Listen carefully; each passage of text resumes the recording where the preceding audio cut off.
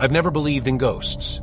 Even when friends told stories about dark figures in old houses or whispers in empty rooms, I laughed. It's just wiring, stress, hallucinations, I said. But everything changed the day I moved into apartment 14B on the outskirts of Seattle. At first, it was the little things. The books on the shelf were not in the right order. The cup that I remembered exactly washing ended up in the sink. I attributed it to fatigue after moving. But one night, I woke up to the sound of a creaking door. There was a light on in the hallway, although I definitely turned it off before going to bed. "Who's there?" I shouted, grabbing the phone. Silence. Only a shadow on the wall, a long, distorted one, flashed past the door. I rushed into the hallway. No one, but there was a photograph on the floor by the entrance. My picture. On the reverse side, there's an inscription, "You're not alone." At work, my colleagues noticed that I was twitching at every sound. "Listen, maybe it's just the neighbors?" Mike, the accounting guy, suggested. "Your walls are thin." But the neighbors couldn't explain why there were things in my apartment that I hadn't bought. The knife is in the drawer. A threatening note on the mirror. The video in the cloud where I sleep is a camera in the bedroom that I did not install. I changed the locks. I installed an alarm system. To no avail. One evening, while checking the surveillance cameras, I saw this. A hooded human figure standing at the living room window. But when I switched the camera to real time, there was no one there. The entry was dated a week earlier. "That's impossible," I muttered, zooming in. The face is not visible, but the figure's hand was pointing at a bookshelf. The next day, I found the book Disappeared Families of the Northwest with a bookmark on the page about a family who lived in my apartment in 1983. All of them are missing. I started digging. Archives, police reports, interviews with neighbors. The old woman from apartment 12B, trembling with fear, said, "They were watching. First the Wilsons, then the others." No one believed it until the children started disappearing. "Who are they?" I asked. She closed the door without answering. The doorbell rings at night. On the threshold is a man in a black raincoat. Without a face. Just a white mask with a painted smile. "You don't understand," he hissed, his voice distorted by the electronic modulator. "This is not your war." I slammed the door. The call was repeated. And again. And again. The alarm was silent. In the morning, I found my passport on the table. My passport, with a handwritten date of death, October 23rd, 2024. I'm writing this now in the library, at a table by the window. I'm being watched. I'm feeling it. There's a black van on the street. The same one that stood outside my house that I was sitting in the library pretending to read the newspaper. The black van was not moving. Behind the wheel is a silhouette in a hood. I knew it was him. The same one who left the passport. An hour later, I went out the back door. Rain lashed against the windows, washing away the footprints. But the van was waiting there. "You're not leaving," the voice from the van's speaker said. "They always come back." I ran, without looking back. It wasn't until I got to the police station that I realized I was holding a knife in my hand, the one from the drawer.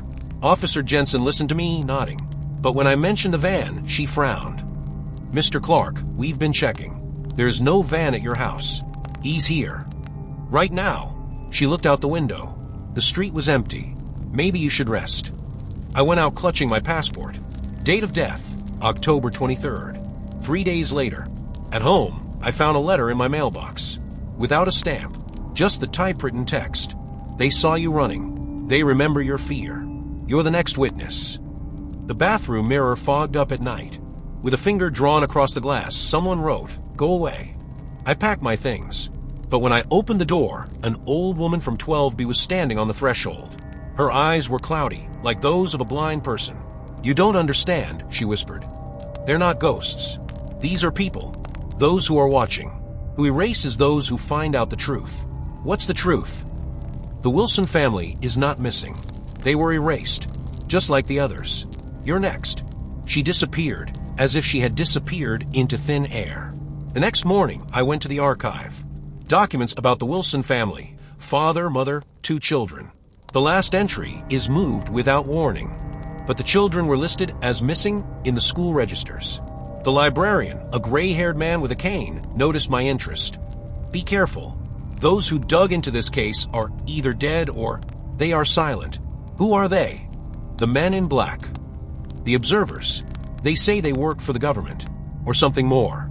In the evening, I installed cameras outside the apartment. Nothing. But in the morning, the recording shows a shadow passing through the wall. Impossible. It's not paranormal, Mike said when I showed him the video. This is technology. Projections, holography. Someone is playing with you. But why? Maybe you saw something. Something I shouldn't have seen? I remembered, 2 weeks ago, at night, I was walking my dog. The black van was parked outside the old church. Hooded men were carrying out crates. I took a picture. Where's the photo? Mike asked. Deleted it. I thought it was just a prank. You idiot. This is the key. That night, I went to the church again. The van was there. I crept up. I heard voices. The last witness. Clark. We need to speed up. He won't believe it until he sees the body, another voice replied. I ran away. But I read in the newspaper this morning, the body of an unknown man was found near the church. Suspicion of murder. The photo in the article is my neighbor, an old man from 12B. I burned the newspaper. The ashes mixed with the rain on the windowsill. The neighbor from 12B is dead. Her words rang in my head. They erase those who find out the truth. I made a mistake at work. Trying to find information about the observers, I forgot to close the tab in the browser. Mike noticed. You're in trouble, aren't you? What is it? He asked over coffee. These people, they're not joking. Do you know something? I know that my brother disappeared 5 years ago, after he worked on the Northwest Archive project. The same one you're digging. He handed me a flash drive. This is his diary. Get out of the office. Now that I went out the back door, there was a van waiting in the alley. The door opened, and I saw a photo on the seat. My father, young, in a guard's uniform, next to a man in a black raincoat. The date on the picture is 1983, the year of the Wilson family's disappearance. Do you understand? The modulator rustled. You're part of it. I always have been. I ran, but the flash drive was burning my pocket. At home, trembling, I plugged it into my laptop. Mike's father's diary. October 20th, 1983. They call it a program. Fake families, fake disappearances. We're guarding secrets that shouldn't come out. But I've seen the lists. The names of the future erased. My son was there. The recording stopped. The last file is a video. My father in the frame. If you're watching this, then I'm dead. They're coming for you. Run, or find out the truth. In the basement of 12 Brooklyn Street. 12 Brooklyn Street. The one where the Wilson family lived. I went there at night. The house was abandoned, the windows boarded up.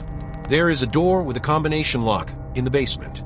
The password, date of death from my passport, 231202024. The door opened. There is an archive inside. Thousands of folders, names, dates, photos. My father, Mike, the Wilson family, the old woman from 12B. And I'm in a folder marked active participant. Eliminated before 23.10. So you found us, a voice said from behind him. A man in a black raincoat, without a mask. The face is like a reflection in a mirror. Who are you? You know, we are the ones who are watching. Who decides who will disappear and who will stay? Your father tried to get out of the game. Did you kill him? He chose his own fate, just like you are now. I'm not playing. Everyone is playing, even you. Ask yourself, why are you here? Why are you digging? Because we allowed it. Because you're part of the program. He threw a folder on the table. A photo of me as a child with my father. On the back, subject 14B. Ready for activation. You. Use me? You're the perfect candidate. No connections, no questions. We've been watching, waiting for you to mature. Why? So that you become the next generation. An observer. Or, he took out his gun. Or a legend for future victims. I grabbed a chair and threw it at him. Shot. The bullet hit the shoulder. He ran through dark corridors until he found himself in the woods behind the house. I woke up in my apartment this morning. The wound is bandaged. There's a new note on the table. You're one of us. Decide before the 23rd. I burned my father's diary. The ashes scattered in the sink, but the words remained in my head. You're part of the program. The next morning at the office, Mike was waiting at my desk. Are you okay? What is it? He asked, looking at the bandage on my shoulder. Did you know? About the father? He nodded. He was my mentor. Before disappeared. Why didn't you tell me? Because you should have come by yourself. Just like him. He held out the key. Warehouse 17 on the outskirts. It's what your father left behind. The warehouse turned out to be an abandoned hangar. Inside, there are dozens of boxes labeled Erase Project. Photos, documents, audio recordings. They didn't just wash people, Mike's voice was shaking, but also the memory. Whole families, replacing them with fake folders. Your father tried to stop it. How? He created you. I froze. You're a copy. A gene clone of a man who was supposed to die in 1983. Your life is a fake. Work, friends, memories, everything is planned. Why? To make you an ideal observer. Without a past, without connections. But you broke the rules. I started digging. And now they want to erase me. Or make it your own. At that moment, vans burst into the hangar. The men in black lined up in a row. A choice, Jack, Mike said. Join or die. And you? I've already made a choice. He shot the first agent. I ran, grabbing the box of documents. Gunshots. Screams. Hit. Darkness. I woke up in the hospital. Editor's note, the user has banned hospitals, replaced them with an underground medical center. The nurse in the mask bent over me. Welcome back, she said. You passed the test. Where's Mike? He's gone. But you're one of us now. She took off her mask. My mother's face. Dead 20 years ago. How? You know the answer. There was a new passport on the table. Name, Agent 14B. Activation date, October 23rd, 2024. I sat up abruptly, shaking off the dream. The medical center looked like an abandoned warehouse, concrete walls, a bare light bulb, and the smell of antiseptic. A woman who looked like my mother was standing at the door with a folder in her hands. You're not dead, I said. No, I just disappeared. Just like you will disappear if you don't accept the truth. What truth? You are a project. Hundreds of hours of observations, decoys, fake memories. We created you to be the perfect spy. Why? To get into the erase. But you violated protocol. I started digging. Who's we? Those who want to expose the program. Your father was one of us. She threw the folder on the bed. Photos dated 1983. A father in a security guard's uniform, next to people in black. He infiltrated the system, but he was discovered. Before he died, he managed to leave a tracker in your DNA. A tracker. The genetic code that leads to the erase archives. You're the key. There was a pounding on the door. Voices from outside. Open up. The feds. Choose, she said. Give up or fight. And you. I'm already dead to them. She pulled a flash drive out of her pocket. Here is all the data about erase. You have to give them to the press. Why me? Because you're the last chance. The door flew off its hinges. I grabbed the flash drive and ran out the back door. They were shouting behind me. Suicide scenario is activated. I didn't look back. Profile. Quen 2.5 max. 10:07 p.m. The thought is complete. The ending of the story. I ran through the industrial area, clutching a flash drive. There were screams, footsteps, and sirens behind him. But I knew the area. I spent my childhood here, among rusty containers and abandoned factories. A childhood created. Hiding in the old workshop, I inserted the flash drive into my laptop. The erase data opened up like a maze. Hundreds of faces, dates, orders for destruction. Names of people replaced by clones. Among them are judges, senators, and scientists. You found them, a voice whispered in his earpiece. Mike. He survived. Who are you? The one who saw your father die. We were wrong. This is not a government program. It's a business. They clone those who can pay. Politicians, billionaires. They buy new bodies by washing the old ones. Why would they want me? You're a mistake. Your father planted a virus in your DNA. It destroys the system. What virus? You can't be killed or replaced. You're living proof. I remember my father's words on the video. Find out the truth. What should I do? Publish the data. Now. But I knew that wasn't the way out. They control the media, the courts, and the minds. I'll do better, I said. 2 hours later, I was standing on the roof of the telecom tower. In his hands is a transmitter synchronized with a USB flash drive. This is a live broadcast, I said to the camera. What you see will change your world.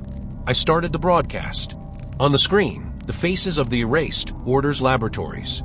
But the main thing is my DNA, which proves that I am a living person, not a project. They wanted to make us slaves. But we are not a code or a product. We are human beings. Sirens. Footsteps on the stairs. Turn it off. The agent shouted, rushing onto the roof. It's too late, I grinned. The virus is already online. He fired. The bullet hit the laptop. The screen went blank. You've lost, the agent hissed. No, I am the spark. A minute later, dozens of copies of the data appeared on the air. Hackers, journalists, and ordinary people have all reposted the archives. The agent fell to his knees, clutching his head. What have you done? What my father should have done. The siren stopped. It became quiet on the roof. The epilogue. A year later, I'm sitting in a cafe in Prague. On the TV screen, the news. Erase is revealed. Dozens of arrests. But I know that the system will not die. It's evolving. Are you free? What is it? The waitress asks, setting down the coffee. No, I say. But I'm not their slave anymore. She smiles and leaves. There's a newspaper on the table. An article about the breakthrough in genetic engineering. Caption: Future technologies will save humanity. I get up, leaving a tip. It's raining outside. People are rushing about their business, not knowing that their world is a maze of lies and truth. Thank you for staying until the finals. This story is not just fiction. This is the mirror in which we see our world. Technology that controls, truth that hurts, and freedom that is illusory. If you are thinking about where the line is between a person and a tool, between truth and survival, then the film has fulfilled its mission. Subscribe so that you don't miss new investigations. And remember, as long as we believe we can fight, the game is not lost yet.